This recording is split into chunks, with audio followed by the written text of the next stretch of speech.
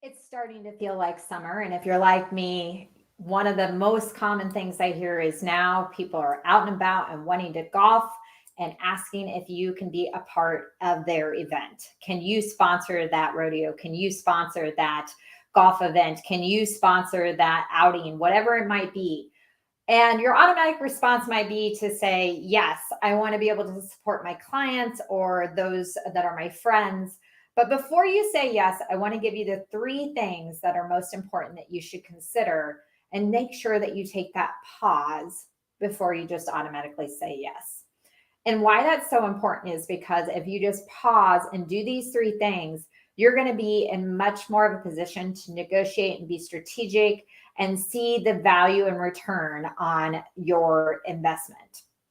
And it really is an investment. Now, if you ultimately decide, even if I don't think I'm going to get a return on this, it's just something I want to help this person with, that's fine. But at least you're doing it with intentionality rather than just because it was a knee jerk reaction to somebody asking you to support their event.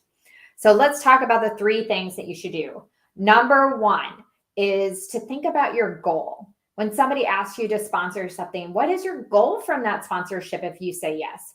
Is it to get a certain number of new clients? Is it to meet a certain number of new people? Is it just to be seen in a situation with a lot of potential clients or in your community to give back? Whatever that might be, you need to be thinking about what do you want to get out of it, because you're going to be giving something in return, right? So part of that in terms of setting up what do you want to get out of it and thinking about your goal is to think about also what's the budget investment that it's going to require potentially for you and what you're willing to commit to that. And have you already put something in your marketing budget for it? Otherwise, maybe it's something too that you decide like this isn't something for this year, but maybe that's something I can budget for and plan for the following year. So looking at your budget is really important. If you don't have one, that's a great thing to think about getting started with, is to document a marketing budget. The other piece around your goal is to think about, like I said, what's that return on investment? If it's going to cost you 500 or it's going to cost you $2,000 to do it, what are you hoping to get out of it? And like I said, if you ultimately decide this is about appreciation, that's fine. That can be okay. But you might want to be conscious of how much of your dollars are you giving to appreciation kind of opportunities or goodwill versus what ones are you actually using as strategic prospecting opportunities. So that's your first thing. Be intentional, set up your goals for success. The second thing when somebody asks you, hey, can you sponsor this, is to negotiate. It's just like when you buy a house, they say it's location. When it's a sponsorship, it's all about negotiation. When somebody comes to you, they're going to give you their standard spiel probably of like, here's an ad you can have, or here's the basic levels of you can be the beverage cart person, or you could be a whole sponsor. Kind of here's what they are, and they're pretty kind of defined. Nothing is ever fixed. They are looking for sponsorships. They are looking for support. And sometimes there's something that you could probably provide that could be so much more beneficial both to them and to you in creating those win-win opportunities. So make sure that you negotiate. Think about things where you can negotiate for opportunities to speak, to interact with more people, to create something that's maybe before the event or after the event that extends that experience. Things along those lines and everything that can make it much more powerful than what they might just be offering you, especially like if it's just an ad or it's just signage. Signage by itself is pretty much giving away your money. So just know that if that's what you're doing, it's going to be just giving away if it's not tied to more of a 360 kind of experience that you can really create from working with a more of a partnership with an organization. And then the third key before you say yes in that pause is to make sure that you really maximize the opportunity. And to do that, that's things like making sure you're looking at your calendar. Hopefully you have kind of more of a marketing calendar, strategic calendar that you're looking at to say, well, what other things are we doing? Are we already hosting an event ourselves or a webinar this month? Is this event coming up in 2 weeks? What can we actually even pull off successfully to maximize it? Are we going on vacation and we're not really going to have the time to dedicate to it? looking at your calendar is one of those keys to maximize the opportunity, and think about that of really what your opportunity is to be successful with it. Another piece is looking specifically for things, like I said, that you can negotiate with that could give you some better play with it. So here's some specific bonus items for golf, and what that could look like. So if you're going to do lunch or beverage, those can work okay, because you can get an opportunity to meet a lot of people in something like that of being the sponsor for that.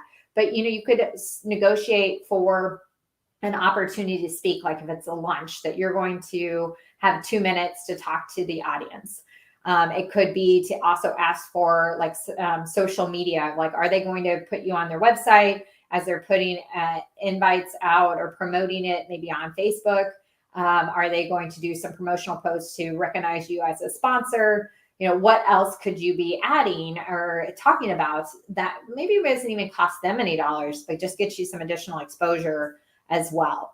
The other things you might do is if you're going to do a whole sponsorship, think about what hole you're on and what else are on the holes around you. If they're doing like a hole-in-one sponsorship or a hole-in-one contest on a hole, maybe you want to be like the hole before, because it's probably going to get backed up and there's going to be a lot of interest around that hole and people are going to be standing around. So if you're the hole around there, you might get a little bit more time to really talk with the people that are at your hole.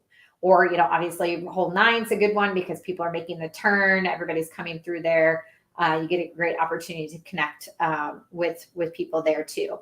And certainly whether you want to play and bring clients, it's a prospecting kind of event, or you actually want to meet everybody else there versus being tied maybe to 1 or 2 people. So that goes back to kind of your goal and your intentionality with it.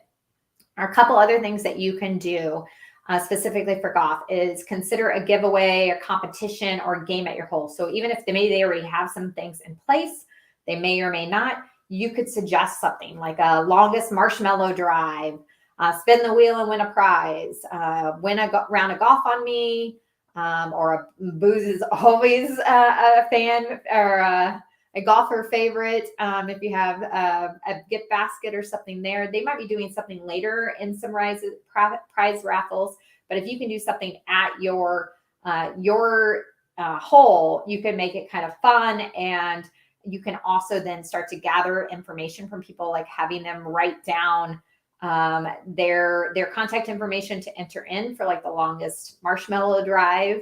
And as part of that, you can have them ask, like, do you want a complimentary financial review, or do you want to just be entered into the prize drawing? So you could gather some details there. So some fun things that you can get creative with, and just know, once again, you can negotiate and maximize that opportunity if you're thinking about these 3 things. What's your goal? How do you negotiate? How do you make sure that you have a calendar that's allowing you to really maximize it? And one of the tools that we have to help you with this is a sponsorship / speaking engagement intake opportunities form, because they're very similar in a lot of ways. The questions and things that you should be asking or looking for the opportunity to see how you can also maximize that investment, or sometimes say, sorry, this isn't something that our business can support at this time. People will still like you. They'll understand.